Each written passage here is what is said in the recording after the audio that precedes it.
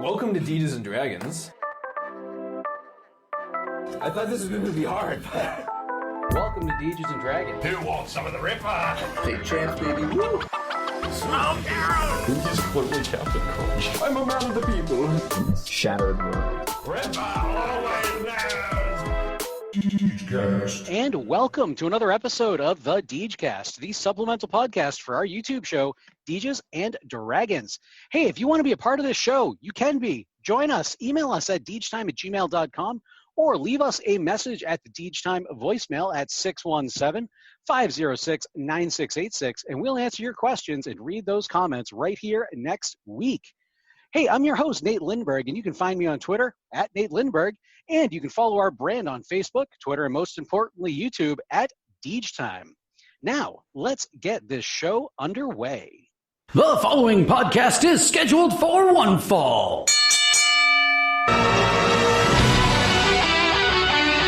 First, making his way to the mic, we have our veteran RPG gamer, our permanent member of the Deeges and Dragons player panel, from parts unknown, Tony Cameron Steele, Shermooksness. And again, the crowd goes wild. Yo, that was awesome. So what's going on tonight, Tony? Not much. How about you? Not much.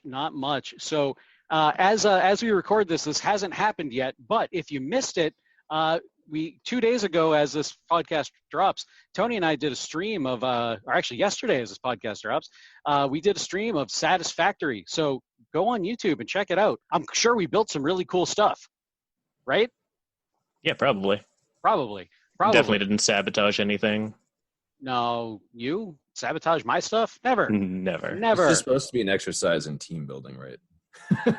Yeah, well, sometimes team building needs, explosive for excavation purposes. Sometimes it needs sabotage. Exactly. And his opponent.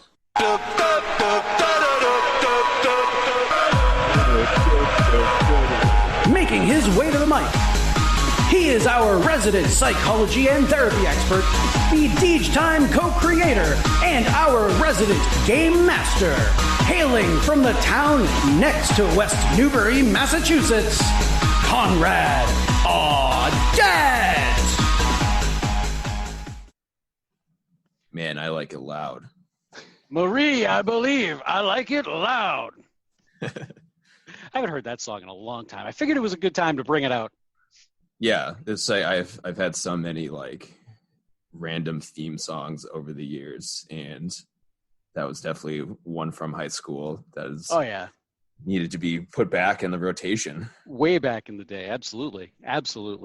And there's one more person that we need to introduce. And our special guest referee for tonight's podcast.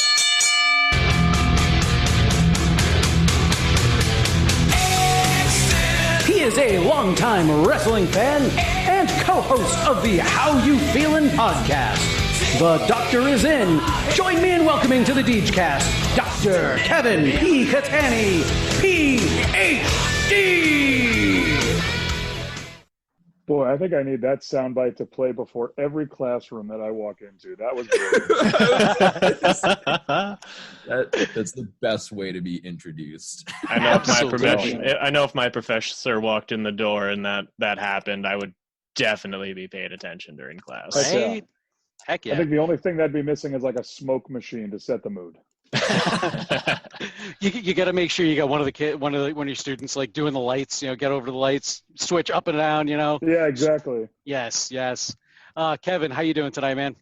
So good, guys. I'm just so thankful that you're including me on tonight's show. It's a cool idea to talk not only wrestling and gaming, but also mental health and self-care and finding outlets to sort of manage emotions and manage stress. So it's really a really cool concept. So thank you so much.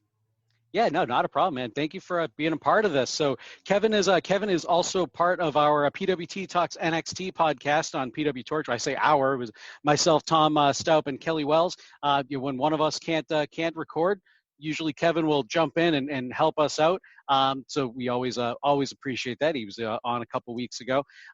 Kevin also has like I said in his intro, a podcast called How You Doing or How You Feelin. Please go ahead. Let us know a little bit about your podcast, because I think that that might be a little bit of help in understanding why you might be here today. Sure.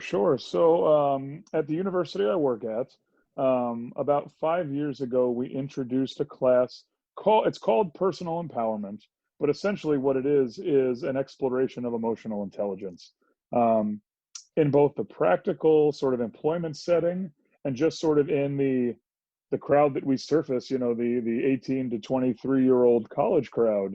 Emotional intelligence is something that keeps popping up as one of the top 2 skills that employers are looking for, that grad schools are looking for, because largely I can teach someone technical skills. I can teach them how to do things, but what I can't teach them is stress tolerance and problem ownership and communicating through difficult situations and learning how to manage those internal emotions. And this class really just sort of provides a space for students to talk through that, especially when in this age group, emotions are still sort of a thing that is not talked about.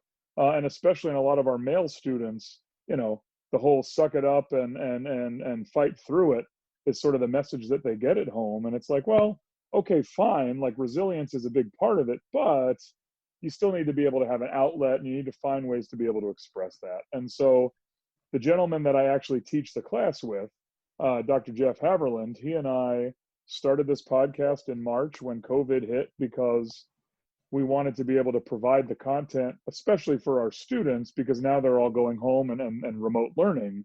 And so we wanted to try to find a way that didn't require an internet connection, because we were finding that a lot of our students especially live in homes or in settings where there are not regular internet connections. And so through a podcast, all you need is a cell connection. And so we thought that was a pretty accessible way to do it. So sorry for the long story, but basically, every episode, my co-host and I take a concept in emotional intelligence, and we sort of do a roundtable back and forth, and we provide our own anecdotes. And then we end every episode with a call to action for feedback from our listeners. And so far it's been going really, really well. It's a passion project for both of us, because brain health is such an important topic, especially right now. And so this is just sort of our little contribution. And if one person listens and learns a new strategy or is able to nod along and go, yeah, I feel that way too, then I think we've done our job. So. No, that's awesome to hear. I mean, that's kind of a similar approach to what we're taking here at Dungeons and Dragons.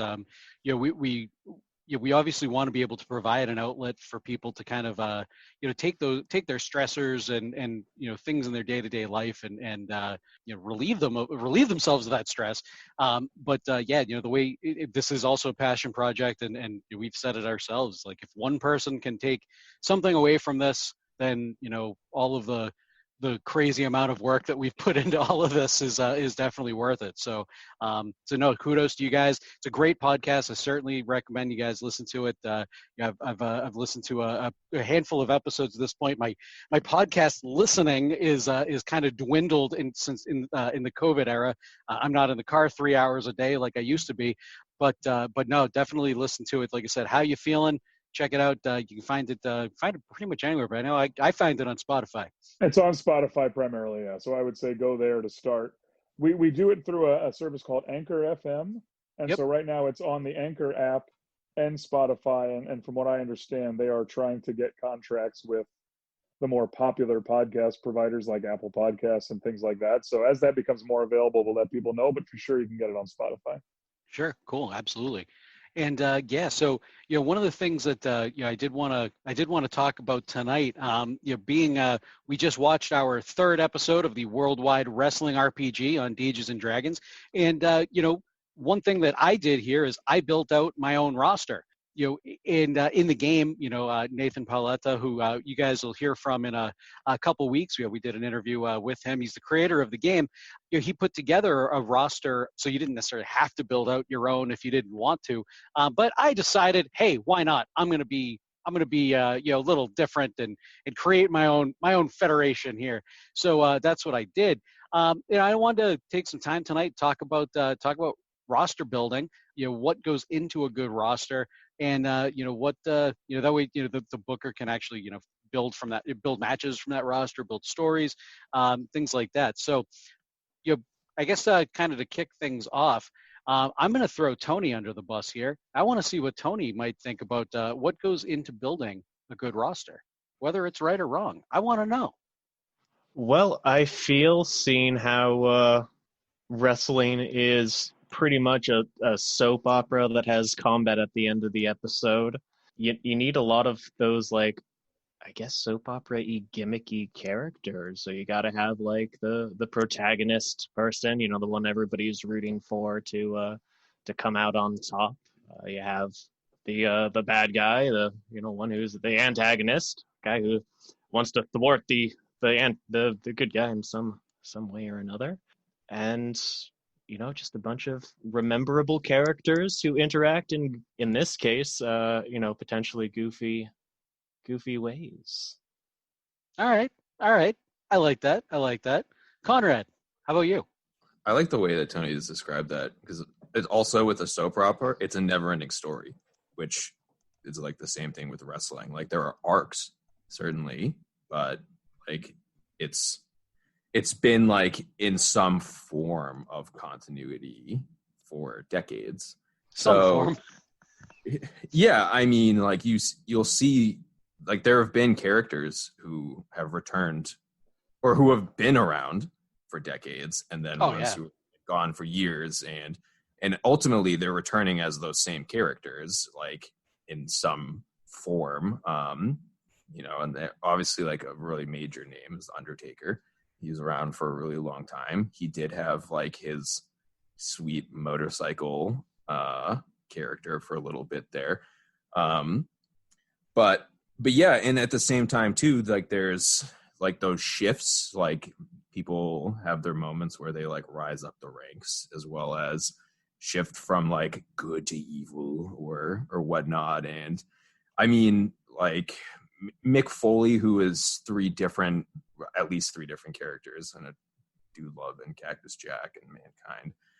But at the same time, like, when I remember, like, when I very first started watching wrestling, he was like this total weirdo. Like, Mankind was like, like from the Boiler Room, and that was like, at 9 years old, that was scary. And it's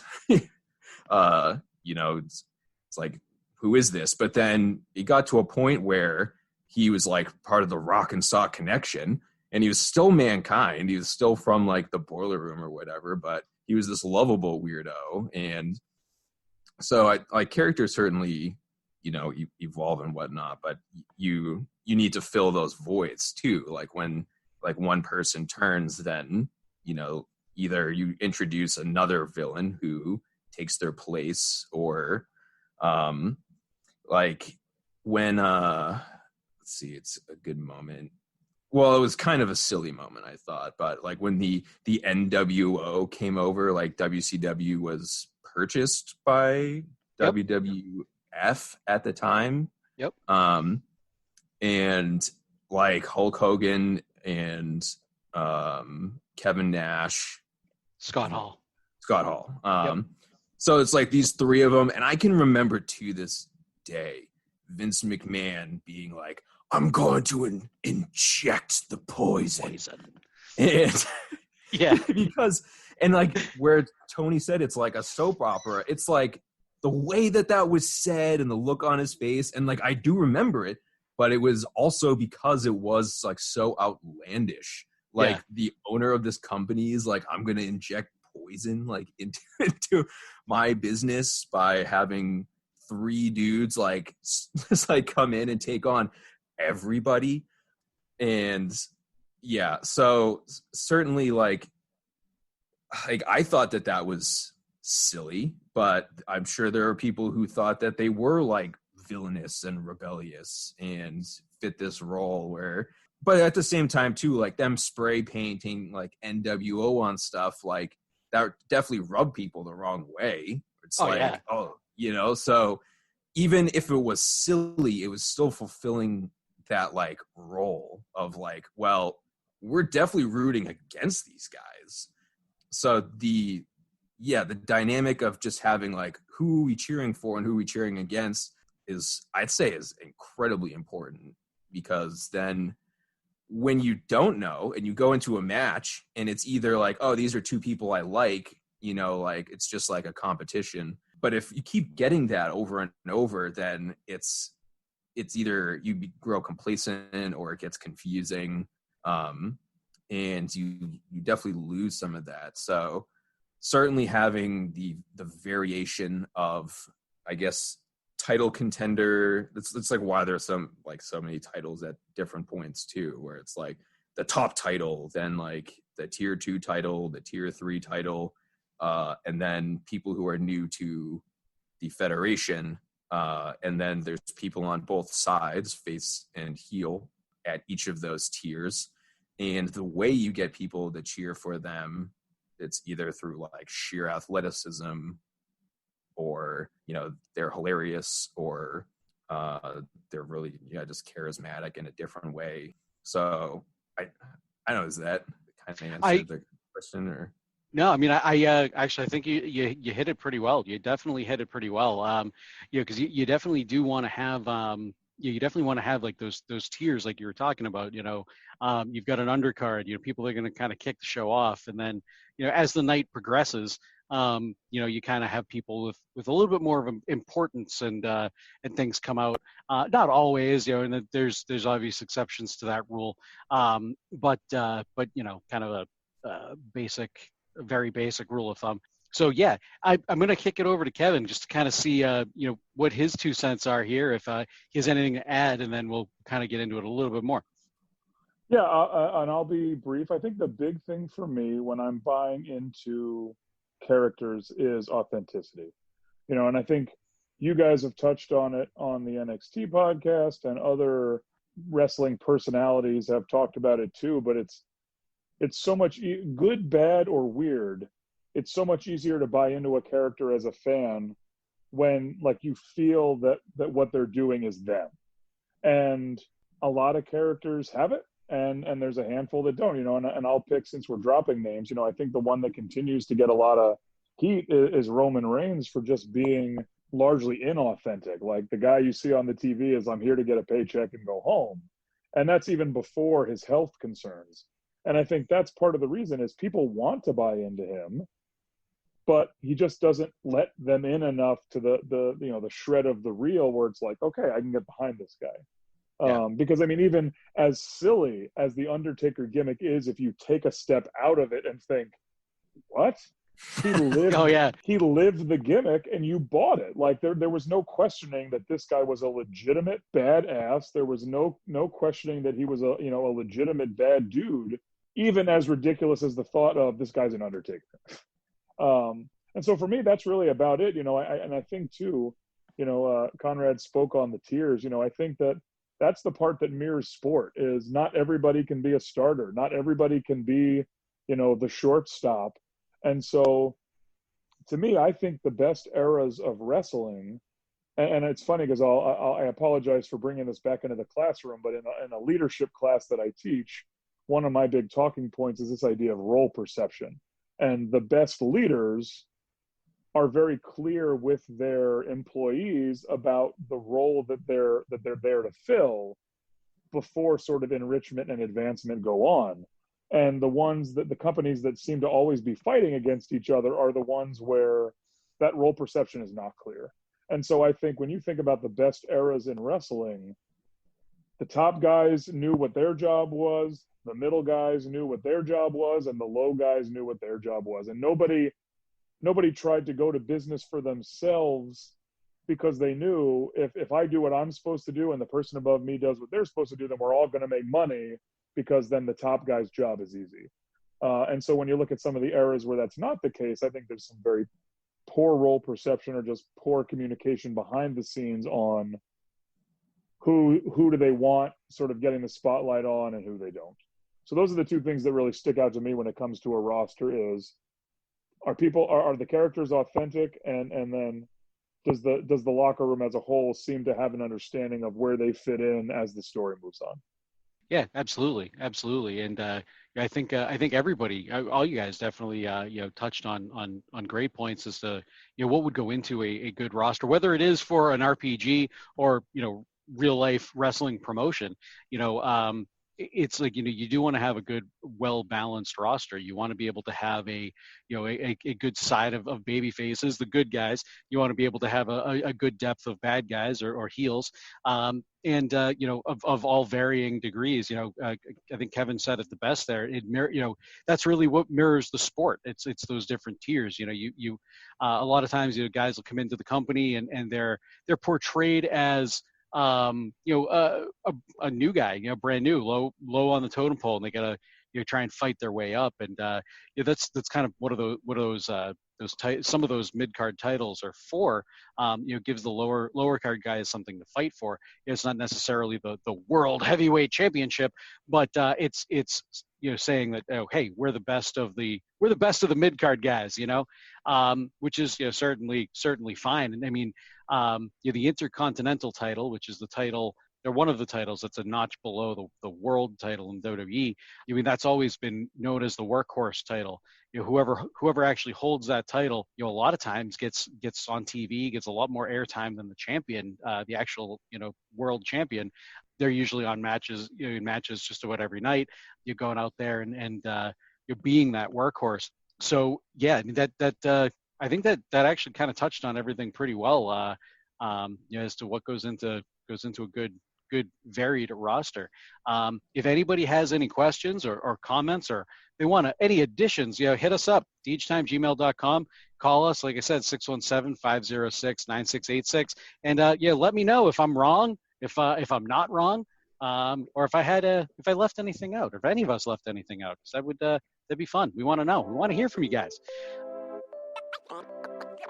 In terms of like being a game master, there are just so many moving pieces to keep track of, and then like different levels of preparation, affect that. But when you're speaking to us and you're stumbling a little bit, it's like, okay, you got to remember what's the narrative, like every character that's involved, or like who's supposed to show up at X times.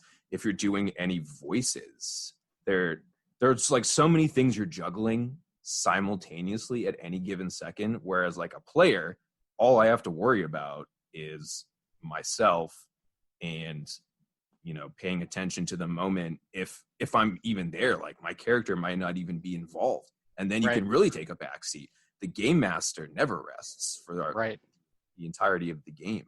So in terms of stumbling and stuff, I don't think that's a representation of confidence per se. Maybe it was, but anybody's first time as a game master, they're going to realize all the balls they're juggling at once, and to then properly convey a full-bodied story that's immersive and interactive is difficult.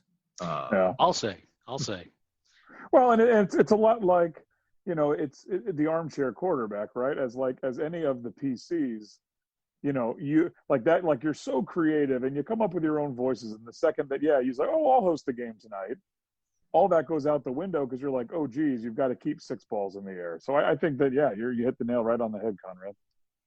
Yeah, so the reason that one of the things that kind of sparked this conversation is earlier off air, I said to Conrad and Tony that these episodes are really hard for me to watch back, because I hate listening to myself. I'm constantly kind of stumbling over my words and things like that. And and recently, in listening back to myself on whether it be this podcast or the NXT podcast, I do PW Torch. I feel like I'm a lot more confident on the mic than I was back in I think it was January when we actually filmed this. So there's part of it was that, then obviously part of it too is I where I was a first-time GM, I had a lot of stuff prepared, but there were certain things that I didn't think of to prepare that I wish I did. For instance, some of the promos that I would have had to cut. For example, in this episode we watched me give a promo as the hardcore hobbyist, and it was god awful. It was pretty terrible. It was bad. I just came up with it off the top of my head, and man, I really wish I had something prepared for that because but here I am, like I'm thinking to myself, when I was coming up with all the GM notes and the storyline and everything before the session, I even thought, I'm like, should I script out these promos? And I'm like, nah, I could cut a promo in the bathroom mirror, no problem, right? So I could do this. I got it. Yeah, of course I could cut a promo in the bathroom mirror when nobody's looking, but then I'm surrounded by a whole bunch of my buddies, and I'm like, duh.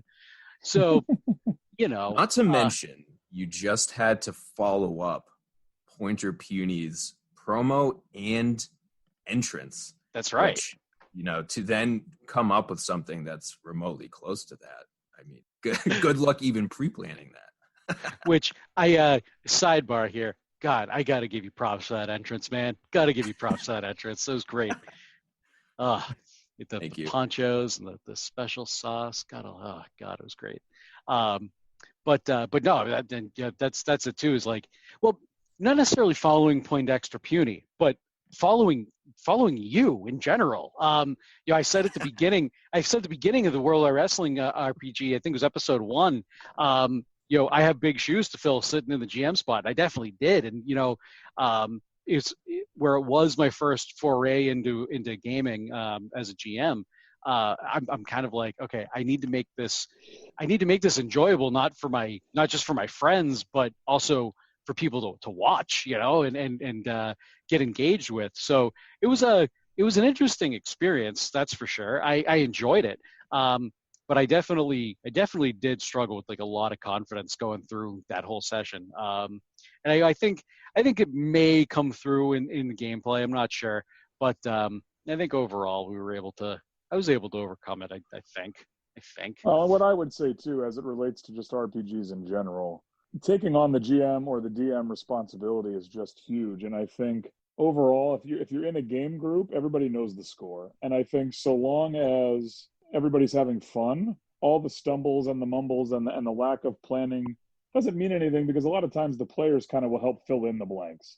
And so I think if you have a good group, the dungeon master at that point is more of like a facilitator than a flat-on storyteller, because the players typically have a good sense of their characters and each other's characters, and so a lot of times those blanks can be filled in. But the other thing too, and I know I've done this in my game groups, is you get used to one game master and you like the things that they do, and then so when it's your turn, you try to emulate them in some way, and you're not them. You know what I mean? It's like find your voice as a game master, find your groove, and not try to compare yourself or hold yourself to a standard that's clearly unreasonable, because I don't think that your players are expecting that. So, but it's a tough road to navigate. Absolutely. I think I was able to do it. And I had a lot of fun. I haven't jumped back into the GM chair since. I think I would like to. I think season 2. I got a game cooking that I haven't really touched too much. But it's a story that I've been working on for a while now. I actually put it out as a video game, a text-based adventure a few years ago, and I'm going to continue it as a game that I think we're going to put out as like bonus content in season 2. I think I'm going to do it on the Kids on Bikes. Probably Kids on Bikes system. That's the word I was looking for. Kids on Bike system. So spoilers, guys, for season 2. But I still have to finish writing the story. So maybe season 3. I don't know. We'll see. But yeah, it's going to be fun once that does come up. So you should definitely take the role again, because I honestly, watching through, I don't even notice. I feel like this is kind of like the limelight effect happening right here, where Kevin can back me up on this, but when teenagers in high school, certainly when they get a new pimple, it's like, oh my god, the whole school's gonna notice. Everyone's gonna think I'm so ugly. And it's like the same thing here, where Nate's like watching the videos of himself GMing, and like the second he utters like something or pauses for a minute, he's like, oh my god, it's the longest pause ever. But I mean, to me, I didn't notice that this was really like any long utterances of just it seemed like a good flow as a third party to that. So all right, well, it makes me feel a little bit better then. And as a player, I can speak for myself, and Conrad speak for himself. But we all had fun as well. So you weren't the only one who had fun. Perfect. Well, hey, that was my game. That was the aim of the game. So I guess to wrap up the show tonight, we'll get into one last topic here. So this is something that we touched on a few weeks ago now. We talked with Tom Staup and Zach Hadorn, PW Torch, mental health and pro wrestling. And I kind of did want to get Kevin's take on what he feels is therapeutic about pro wrestling, whether it be for him or just in general. We all kind of touched on what got us into wrestling back in the day, and kind of how it's been therapeutic for us. And I'm kind of curious to see what Kevin's 2 cents here is based on his love of pro wrestling and his podcast promoting emotional intelligence. Sure. Well, thanks so much again. Like I said, I just think it's such an interesting sort of juxtaposition of pro wrestling and brain health and that sort of thing. But I think one of the concepts we talk a lot about in class is this idea of self-care, and what that is and what it looks like is different for every person. And I'm sure that probably sounds pretty obvious, but in the same way that I just sort of commented, Nate, on not trying to be like other game masters because you don't have their voice, you have their own.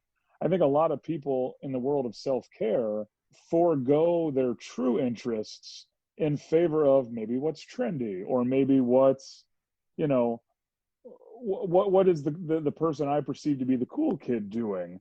And especially as it relates to pro wrestling, I think that even nowadays, as mainstream as it is, it's still a niche thing in the grand scheme of entertainment options. And so I think when an adult, male or female, goes, yeah, I'm a big pro wrestling fan, you still get the side eye from people, because it's like, that's fake, right? It's like, well, if you don't learn that by, your first year of watching it, then you're never going to get it. Yeah. And so I think you guys pointed out in the beginning of the episode that there is a soap opera element to it. I think it's one of those, for me, that I like to get lost in the character building. I like to get lost in the stories. And I think from a self-care perspective, it checks several of the bigger dimensions and sort of the framework that we would present to our classes. But, certainly escapism is part of it. But I think because there's an athletic component to it, it's nice to sort of get lost in the, when you see someone like a Ricochet do something that bodies shouldn't be able to do, there still is that athletic awe component. Then there's the authentic character component, where if you've ever played a board game or a tabletop game or just played pretend with your kids in the backyard, there is that idea of either, boy, those folks are really committing to that character, or, oh, they're really not. But in either case, there is that acting element that helps to get that across even more. And then I think, that there's the cathartic release of watching simulated combat. Like, I think, we talk in a lot of my classes, why do people go to hockey games?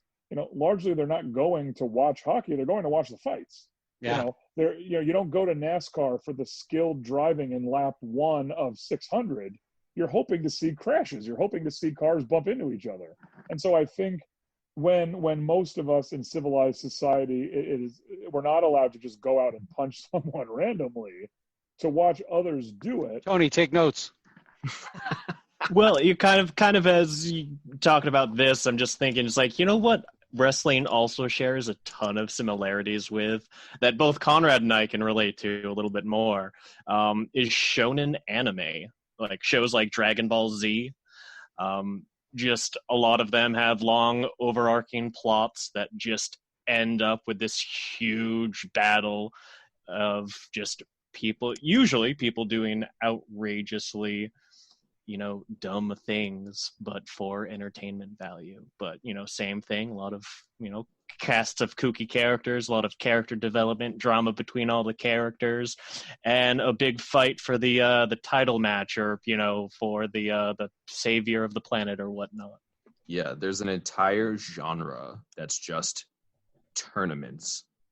And like it's like shows and shows and shows that are just tournaments. That's kind of like exactly what you're describing about the simulated combat of and I think the big thing too is for people that like sort of expectations versus reality mixing, I think we all understand that the outcomes are predetermined, and I like to tell people, like even my students, when they hear I'm a professional wrestling fan, are like, really, Dr. C, like, aren't you like above that? And it's like, okay, first off, back up. But second off, slow your roll. Just because the outcomes are known, they're not known to me. And even though, we make a good amount of banter on any of the wrestling podcasts trying to say, well, we expect this person to win because X, Y, and Z, it still might not happen. They can still throw the curveball for one reason or another. And I think that's part of the fun too, is even if you know what the outcome is going to be because it got leaked or whatever, watching how it gets there can also be therapeutic and feed the excitement and the adrenaline that one would get from watching it. And so, I think I've heard Zach talk about it on his podcast, and I know you guys have on NXT, but to me, wrestling, as silly as it sounds, is almost like the perfect release tactic, because there is something for everyone. If you like the storytelling cinematic quality, you can gravitate towards that. If you like the athleticism component, there's something for you there. If you like character building, you know what I mean? It really does sort of check a lot of the boxes that if you're looking for some sort of fantasy to get involved in, and reading's not really your thing, or video games aren't really your thing, here's a really cool way, and hopefully you can latch on to some part of the product to really help either get yourself through something or give you a 2 to 3 hour chance to just check out and be involved in it. And I think that really is wrestling's great gift, is that it has existed since the early 1900s and it's still going. And for a sport that is predetermined in its outcome, that's pretty crazy that they're still bringing in record number crowds and people are still spending money hand over fist. They're doing something right. And I think, again, and I'm sorry to beat the dead horse, but I think, I read an article not too long ago, there's like only 7 like story arcs that can be told like in fiction, in terms of, like the underdog fighting from the bottom, or the champion, there's just 7 main story like plot arcs. And if you understand all of them and you can tell each of them well within your larger framework, you're giving everybody something to latch onto. And I think that's the beautiful part of wrestling to me, as far as it being a release and as far as it being, a sense of self-care and therapy, is there's something to latch onto no matter how skeptical or Kool-Aid drinking you are. No, I agree. It's there is definitely something for everybody. I mean, you look at the main roster WWE products, WWE Raw, Monday Night Raw, and Friday Night SmackDown. They are, and Raw is kind of more of the variety show, but they're kind of a variety show. It's not necessarily a wrestling show. The word wrestling in the WWE, which stands for World Wrestling Entertainment. Actually, it doesn't anymore. It just stands for WWE. But you know what I mean? Wrestling's a dirty word. They call it sports entertainment. They don't want to be the wrestling company. They want to be an entertainment company. And that's kind of what they've become.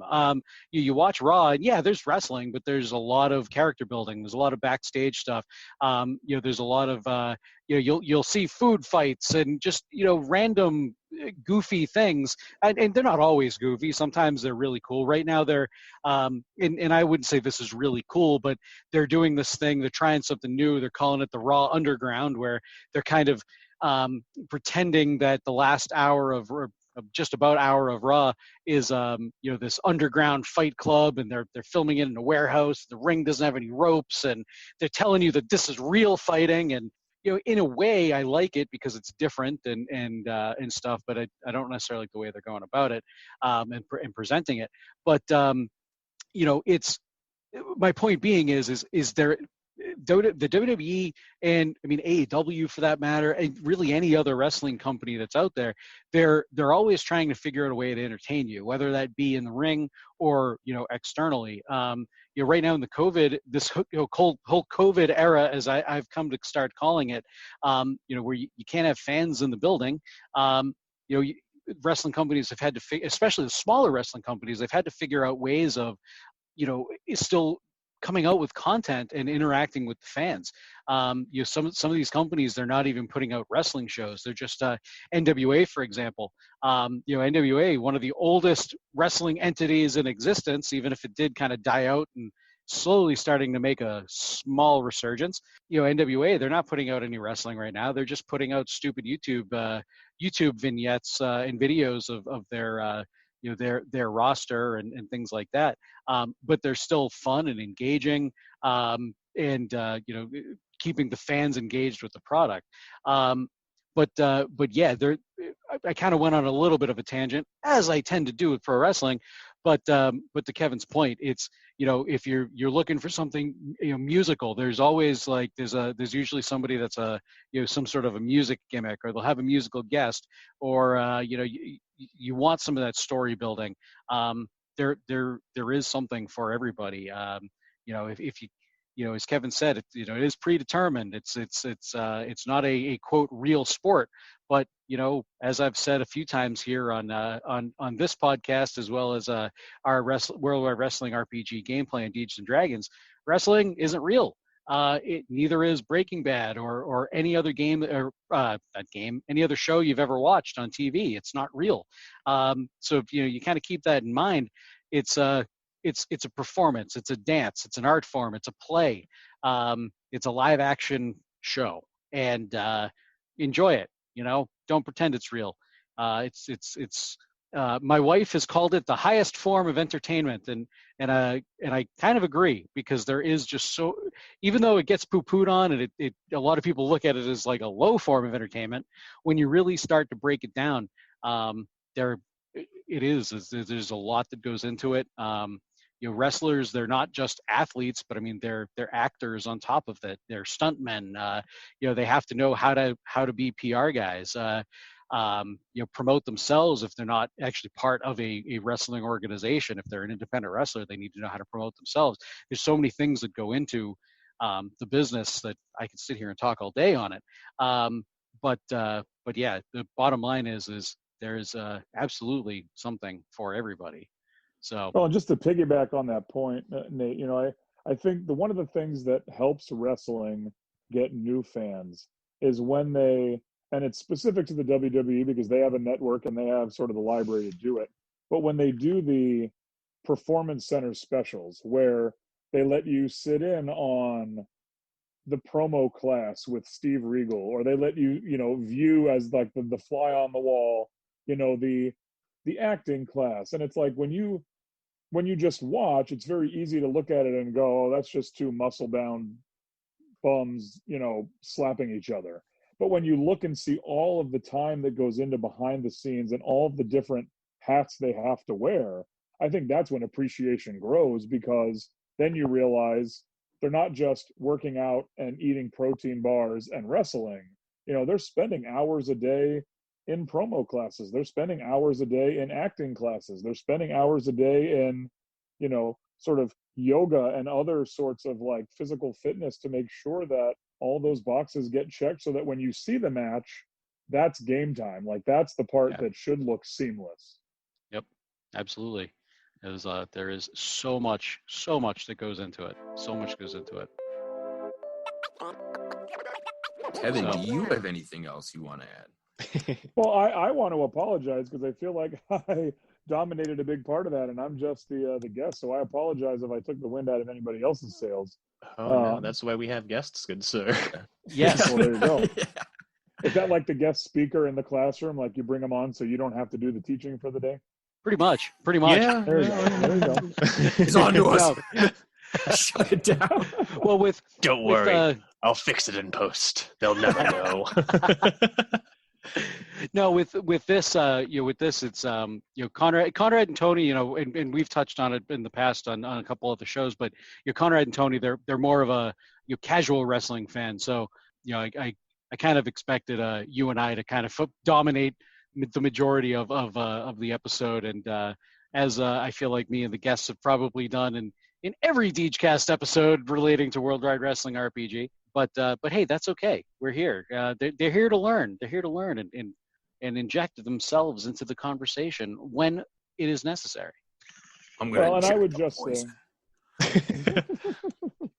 I would just say too, I know that this episode was specific to the wrestling RPG that you guys are playing, but as a sort of general maybe plea or comment towards just the brain health thing in general, especially in this COVID era, it's so important that we find a way to take you time. You know what I mean? Like if you have kids or a husband or wife or work obligations, it's so easy to like pour out your energy to those people that are counting on you. And it's so often that we forget to refill that pitcher, right? And they say you can't pour from an empty pitcher. And so I love that for you guys and for me and for others, gaming can be that refill of that pitcher that allows us to sort of go to a different space and sort of be a different part of our true self. But at the end of the day, take time, to find something that can help you with self-care. Because to be able to take, whether it's 5 minutes or an hour, any sort of recharge time can mean a world of difference for when the obligations you do have in your life kick back in. And I know that I've learned that both the hard way and the easy way. Mm-hmm. And I would hope that in me sharing that, it might help some others not have to learn it the hard way. But, I think that's part of life as well. But self-care is so important, especially in social isolation, especially when the fear of the pandemic is sort of running rampant, is find something that allows you to just take a few minutes to recharge. And I think that's really the big message I would love to get across from my side of the world, because for us it's wrestling and for us it's gaming, but that might not be for everybody. So find something and try lots of things, because I know we recommend like journaling to a lot of our students who have never done it before, and journaling's not for everyone. And so I would say try lots of things to see which of those click, because you'll find something. It's just a matter of what that thing is. And you might even be surprised at what that thing is that clicks. It might not be something Agreed. you might not be something you thought you might be interested in the first place. Always try something new.